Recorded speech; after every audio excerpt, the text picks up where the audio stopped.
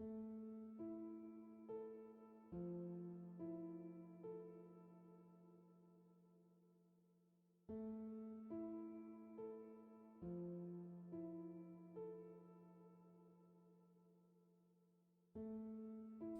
looking at the three Abrahamic religions, one could ask themselves, why is it that the term Amen appears in each of them?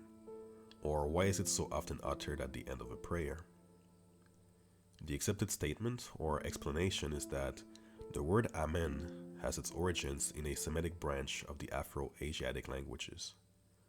Within this so-called Hebrew origin, its meaning would range from true, truly, truth, firm or confirmed, to be dependable or reliable, to be faithful or to have faith.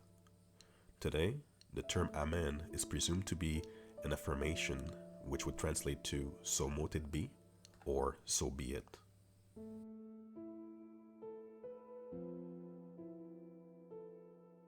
Something that is not widely known or openly shared is that the roots of the term Amen are strictly African.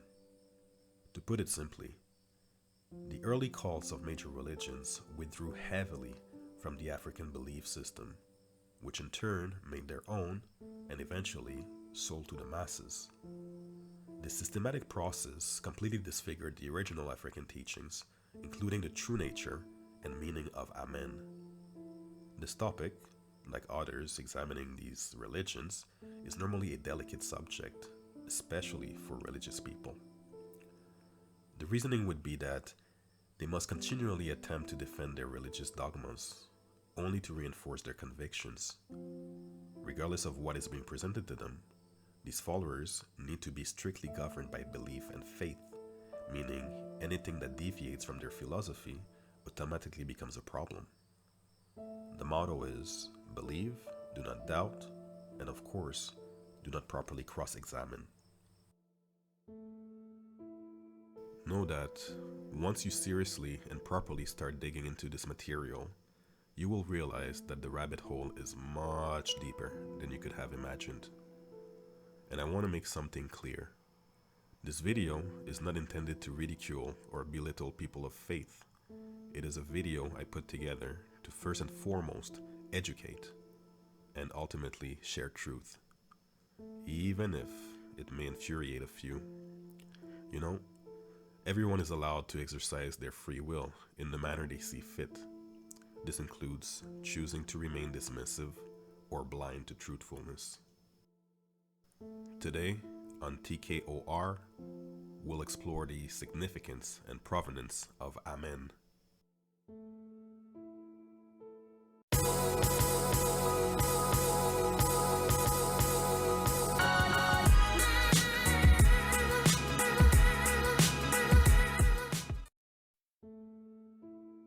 At its origin, Amen is a purely African name, that is to say, a Negro African name.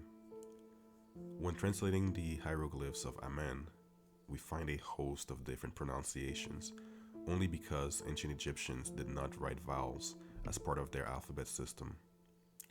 Nonetheless, all these variations mean and represent the exact same thing.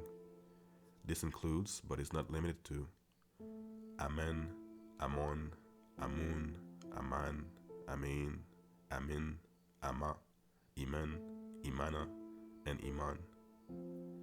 The name Amen was born in Kemet, known to us today as ancient Egypt. By the way, I just want to mention that I will be uploading a video regarding the definition of the name Kemet. That will be done in the near future. So don't forget to like, subscribe, and hit the bell button. Okay, so who is Amen? Simply put, in the Kemetic tradition, Amen was a neter. The word neter or necher has been misunderstood and incorrectly translated by Egyptologists, since they interpret it as a word for God. The neteru, quote-unquote gods, are in reality aspects of the supreme deity, which we call God. What is important to retain is that Amen is known as the hidden one, the invisible. he was a very important netter. Amen is the one who was present at the time of creation. He's the one who created. Amen was later combined with the netter Re, who himself personified the Son. In Christianity, we see Jesus inheriting many qualities of the Neteru, such as those of Heru, aka Horus. However, he mainly inherited the qualities of the Neter Re, i.e., Jesus being the light of the world, etc. Amen was viewed by ancient Egyptians as the creator and chief of the Neteru. For this reason, pharaohs incorporated the name Amen in the official names they would use throughout their kingship or rule. We see this with the names Tutankhamun, Amenhotep I, Amenhotep II, Amenhotep III, among other examples. Hotep translates to in peace or go in peace. Therefore, translating the name Amenhotep to Amen, Amun, or Amon is at peace or is satisfied.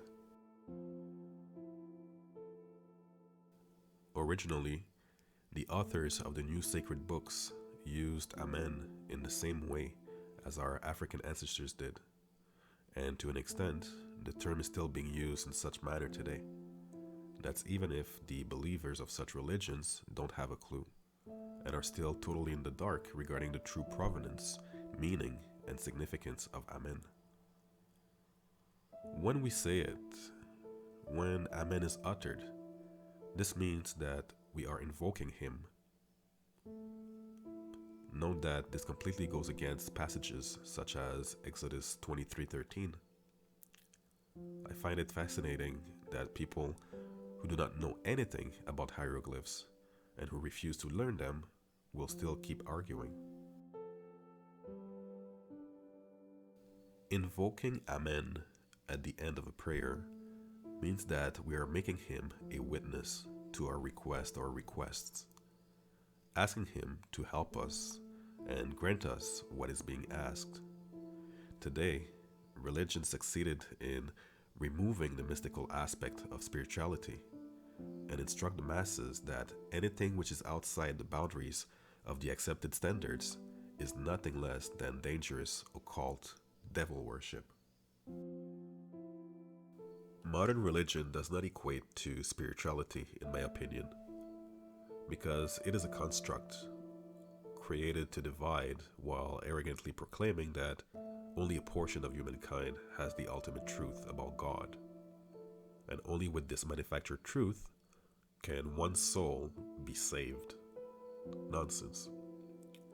Now, in order to understand what it is I mean by the true significance of Amen, we must press forward and venture into some of life's metaphysical aspects. Before we jump in, a quick reminder to those who'd like to get a more in-depth exploration of the topics found in this video that my book, The Kernel of Radiance, is available on Amazon. You'll find the link in the description below.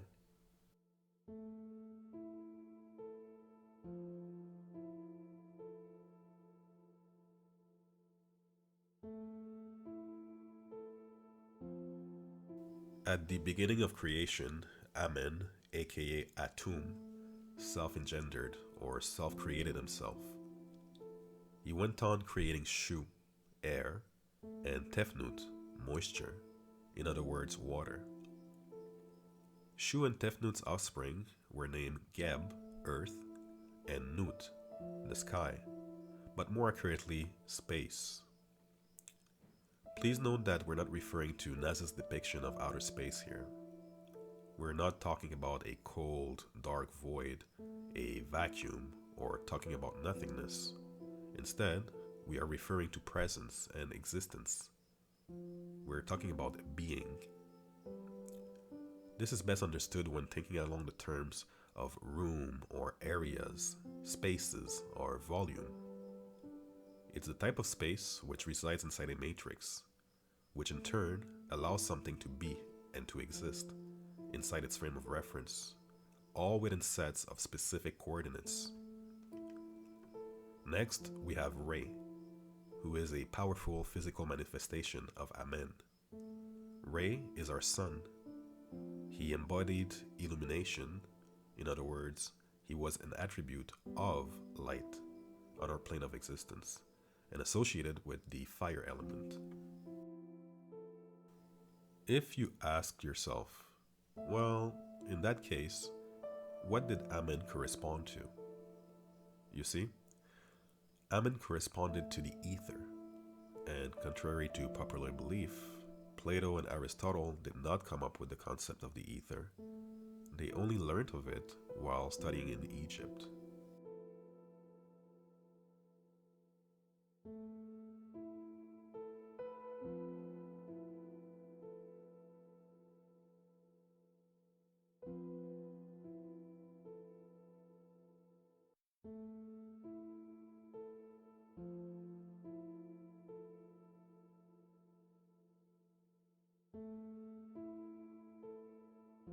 AKA the fifth element. Although it should technically be viewed and understood as being the first element, that is to say, the ether, of which everything in existence emanates from, the omnipotent and omnipresent luminiferous ether. What is important to realize is that before anything becomes manifest in our plane, it exists in what I can only describe as the great beyond, defined in the Kemetic tradition as Nun. Modern religions borrowed the term Nun and called it the primordial waters, the face of the deep, and the waters above, etc. To be clear, everything passes through the ether before manifesting in our plane of existence. That being said, everything in existence is at its core spiritual, made out of Nun and spirit. The writers of the Abrahamic books took everything they could from the spirituality they encountered in Kemet, and to this day, we can still find echoes and remnants of how these new traditions plagiarized a spirituality they did not invent. Carefully reading through the pages of these modern books clearly demonstrates where that common premise really came from. Such examples are well hidden within translations and are continually denied and dismissed by so-called experts who can only provide powdered, irrational, half-truth reasons and explanations. In reality, most of those who talk about this subject are honestly just not familiar enough with Kemet to give valid remarks, even if they proudly presume and claim to be. This dismissal and know-it-all attitude are clearly an attempt on their part to pass the crown of ignorance to their devotees as they continue to protect what they hold so dearly, their doctrines. For the high-ranking members of such establishments, they fully know that if the truth manages to properly come out, they would lose the religious empires they built, as they would crumble down in an instant. Anyway, regardless of their efforts, if you are perceptive, you'll catch what I'm saying and won't be fooled.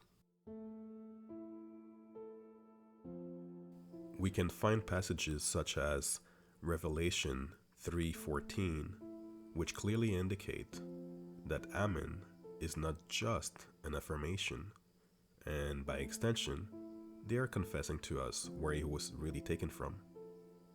People who are familiar with ancient Egyptian texts will immediately recognize this. How can a so-called affirmation, said to mean truly or so be it, have consciousness? I mean, how can it have its own words or the ability to communicate? And why does this Amen figure from the Bible also talks about spitting someone or something out of his mouth? The same way the Egyptian Amen, thousands of years prior, spat Tefnut out of his. Well, it's because such passages directly make reference to ancient Kemetic practices and beliefs. Those same practices, we are now told, are black magic and satanic worship, all stemming from the lineage of their figurative Ham. I know that today's believers are supposed to accept their faith without question, even if what they're being sold completely defies their understanding. They figure their God can do anything and everything he desires. So those stories are not far-fetched after all. Well, that is understandable from that viewpoint, I guess. But why and how is it that the same accepted religious stories we find today were already in existence thousands of years before any of these so-called revealed religions were ever established? Wouldn't that warrant more investigation from those who call themselves serious believers? Whatever the case. Okay, so regarding uttering the name Amen, one could further make a connection when looking at the very interesting book of John in the Bible. Let's break it down. In chapter 3, verses 1 to 21, Jesus is trying to explain the metaphysics concerning life, so to speak, to a leader or ruler of the Jews named Nicodemus. And from the looks of it, Jesus is obviously getting aggravated with the direction this discussion is taking. He says, Amen, Amen, at the beginning of his sentence. In the same manner, someone from our modern era would say, Jesus! Invoking God as a witness, or to have him perhaps give a helping hand in a situation, as far as providing strength so we may keep our composure and avoid doing something we may later regret when faced with someone suddenly challenging us, or if frustrated when trying to explain something to someone who doesn't seem to get it or want to. Furthermore, in the same chapter, Jesus also alludes to Re, the Egyptian neter. The Bible speaks about the only Son of God, when in truth, they are clearly conversing about the only Son, S-U-N, of God. Expanding on this would bring us into the realm of astrotheology, and frankly, that discussion would require a video of its own.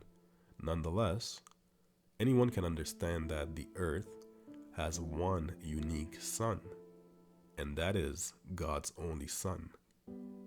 For now, just know that when Jesus speaks about the Father, he speaks about Amen.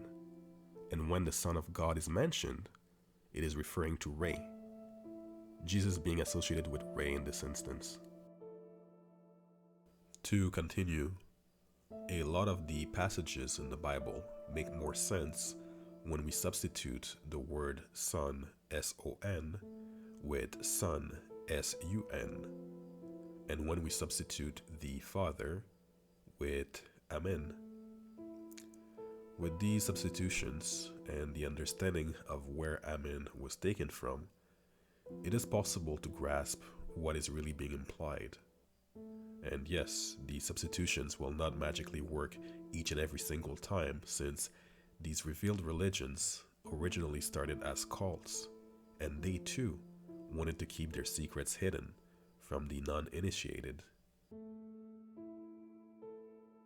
When properly studying what has survived from Kemetic spirituality, one quickly realizes that the Abrahamic religions adopted and made references to a much older spiritual belief system, which was founded in Old Egypt. These old Kemetic practices still exist via the animistic religions of Black Africa today.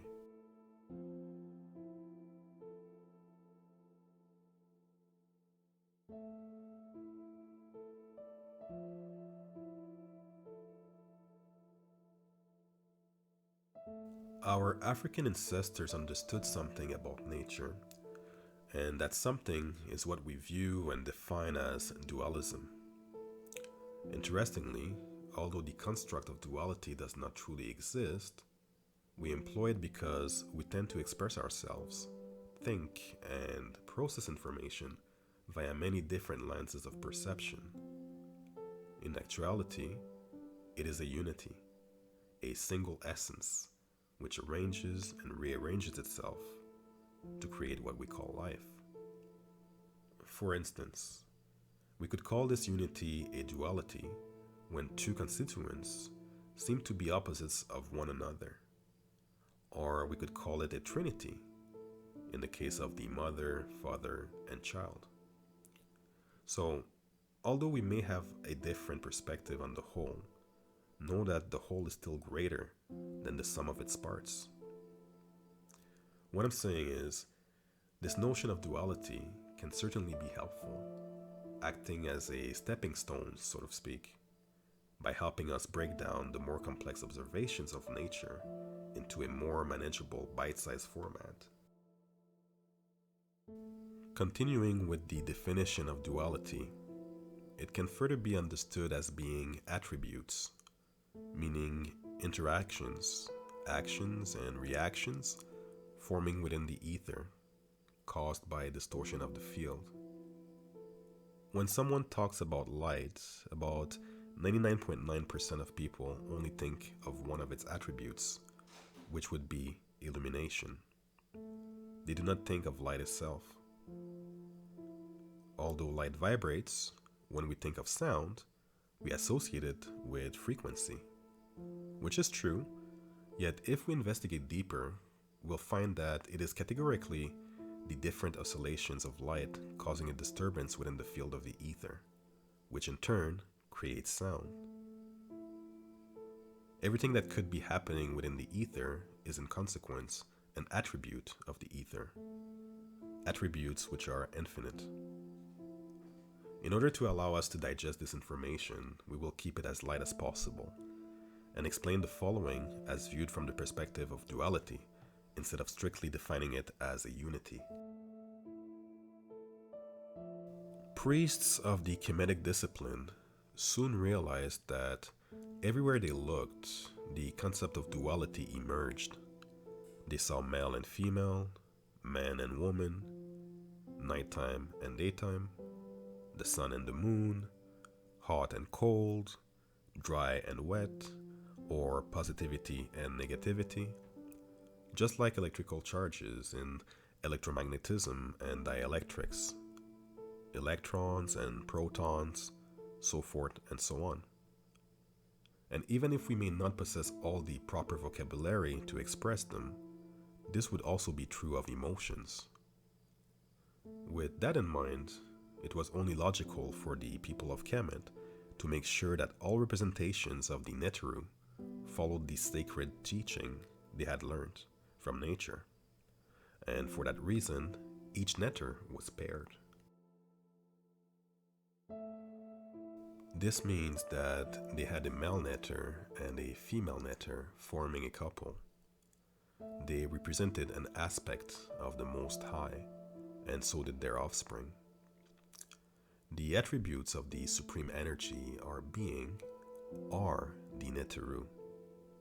Each archetype is as important as its consort. Now, if we look at Christianity or Judaism, it does not take long to realize that the angels or Elohim are only adaptations of the African Neteru, and these Neteru are their only true prototypes. Although being monotheistic from the get-go, the ancient religion of the Egyptians is constantly passed off by the ill-informed as being a pagan or polytheistic religion, naively claiming that Akhenaton was the first to try to establish monotheism. Now, what I find funny is that these pretenders don't even look into their own backyards as to explaining why the plural of Eloah, which is Elohim, or Adon, which would be Adonai, are constantly found in their books and are constantly and persistently mistranslated as God in the singular form, when they know full well that these Hebrew words denote more than one. The Greek and Roman gods, the Abrahamic angels, and jinns are only adaptations of African Neteru, who were recycled and modified to suit other cultural views. They were copied without a real understanding of their true characteristics. What I also find puzzling, though, is that all the angels from the Bible are male. In other words, none of the angels from the Bible are female. These new religions operated from a patriarchal standpoint, which does not reflect God's true nature, or ma'at, in the sense of balance. Okay, let's go in for the deep dive. So, going back to the term Amen or Amen being uttered at the end of a prayer, it must clearly be understood that Amen did not work or operated alone. Amen's consort was Amenet, aka Amunet or Amonet. Amen is the hidden one, who can be viewed as being at rest or ground state, while Amenet is the hidden one, who can be understood as being the excited state of the ether. In other words, its manifestation. When we have thoughts, they form as light, aka electrical activity in the brain. When we feel an emotion and project it from our hearts, it also does so as light. And when Amen works with Amenet on a symbol, it is released as light into our plane of existence. This light is synonymous with spirit. Now, I know that this topic is very abstract and could confuse many viewers. Still, to properly find out what and who Amen and Amenet are, the question of what is a symbol needs to be covered.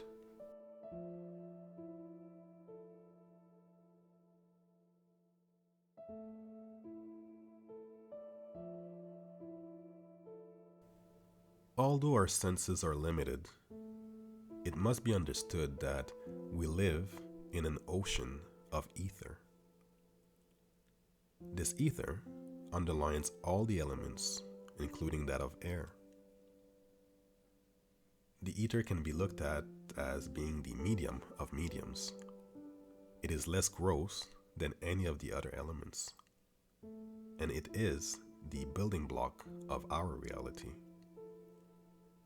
Secondly, please understand that life is light, and light is frequency. When we speak or have thoughts, they create shapes in the fabric of reality. These shapes could be referred to as sacred geometry. In other words, light crystallized by intention inside the ether. You may think of them like some sort of QR code, if you will, or view the ether as being the program and light being the code or its language.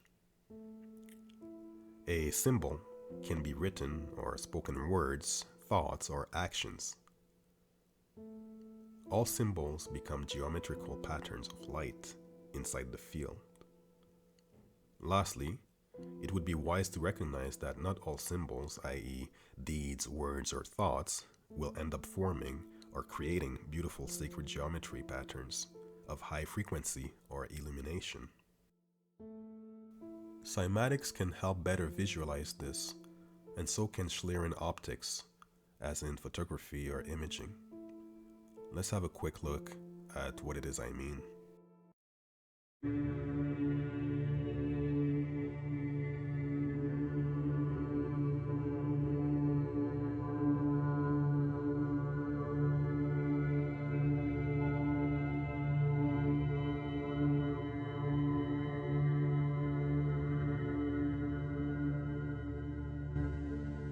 The film you are about to see has no characters, it has no people.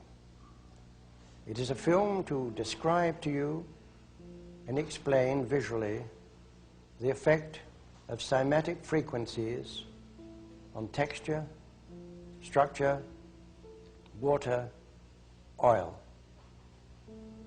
If you spare a little of your imagination as you watch this film as it runs, you will see many things that answer many questions. You will see living forms, living amoeba, almost animal-like creatures. You will see continents being formed, the earth itself coming into existence, explosions, eruptions, atomic explosions and bombs. You can see all this and watch it before your eyes. But everything owes its existence solely and completely to sound. Sound is the factor which holds it together. Sound is the basis of form and shape.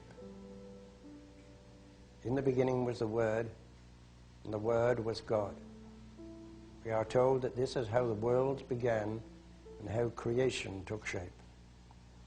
If we put that into the modern idiom and say that into the great voids of space came a sound and matter took shape. Please watch carefully.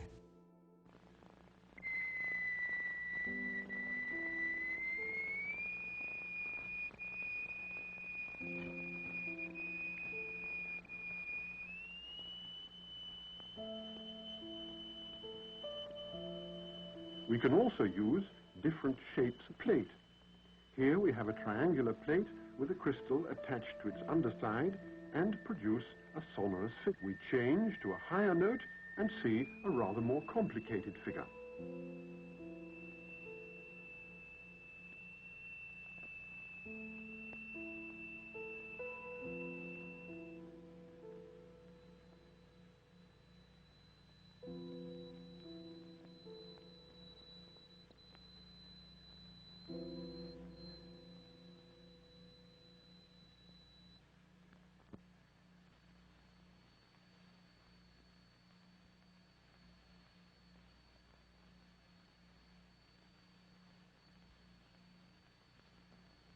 This more elaborate figure, likewise on a steel plate, is also produced by vibration. The exciting crystal is attached to the upper corner of the plate. We use sand and lycopodium. The lycopodium moves to the center of the fields and takes up circular shapes. The sand forms the lines. Each material has its own special way of behaving.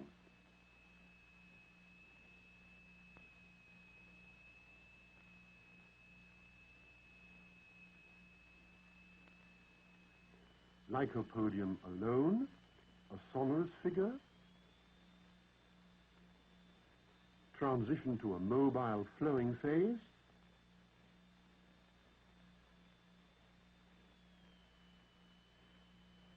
and back again to the figure.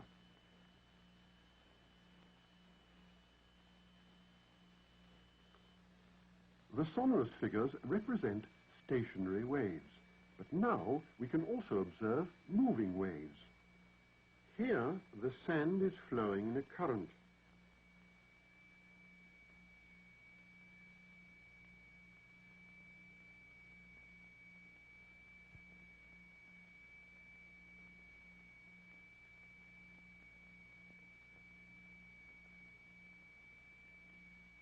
When the wavelengths are short, these currents produce a rotary effect. Areas become defined in which the particles are actually rotating.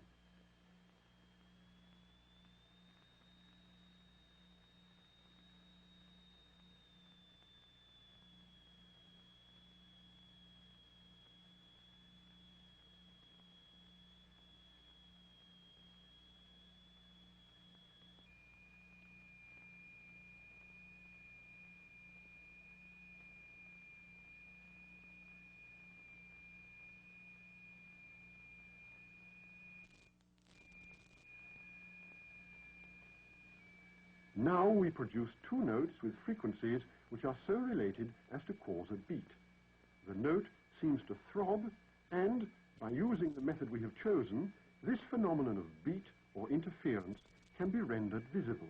The figure sways to and fro, the figure pulsates.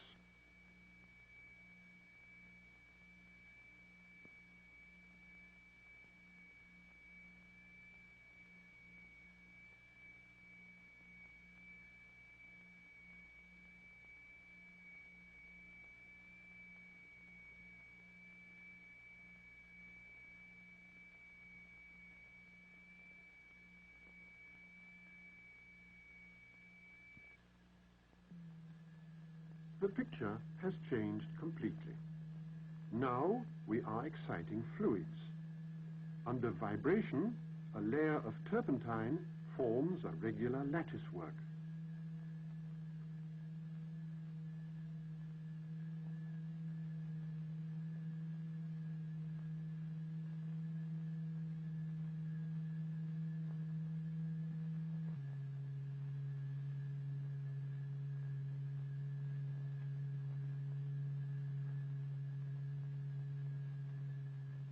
In vibrating glycerin, we see continuous waves which form the queerest figures.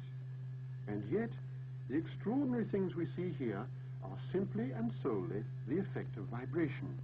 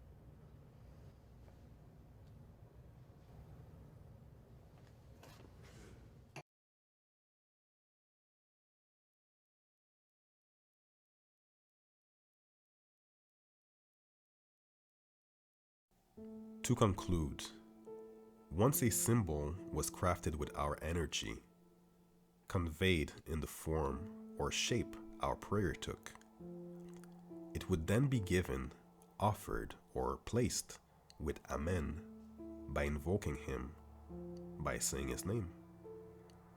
In turn, Amen would work with Amenet to make that symbol manifest in our plane of existence. After the Kemetic spiritual discipline was hijacked, the names of the Neteru changed, and so did their functions with the passing of centuries. I do not claim to know it all, but by researching this information yourself, you'll understand who the Neteru became in different cultures. Amen became Zeus, Jupiter, etc., whereas Jehuti became Thoth, Hermes, Mercury, and finally, the Archangel Gabriel. This trend was followed for the vast majority of the Kemetic pantheon, ultimately and systematically erasing the original cosmogony, until we received the now standing so-called revealed religions.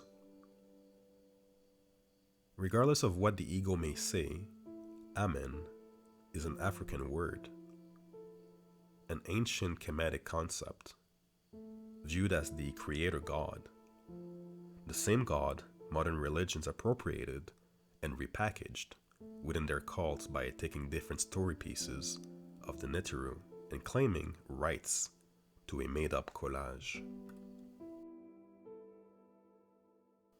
Now that you have a better grasp and understanding of who represents who in the Abrahamic books, try reading the following passages using what you have learned today. Please note that I have not discussed Ptah in this video, so for the time being, you may view him as being the great beyond himself. See him as what was there before creation. You may regard him as what existed before the great Ogdoad, but also understand that he has multiple forms.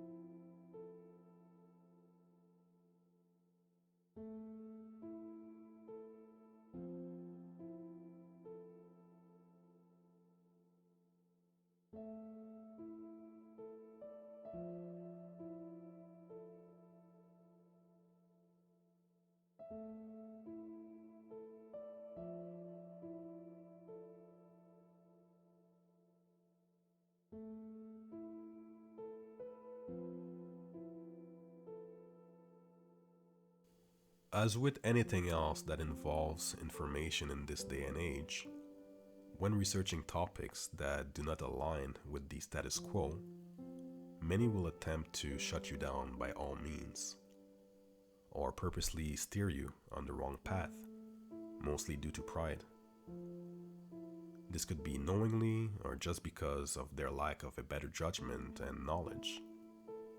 Research this diligently and make up your own mind. Because if you haven't been exploited and manipulated to the extreme by a modern religion, then you will be able to see these truths and start understanding what else has been hidden from you.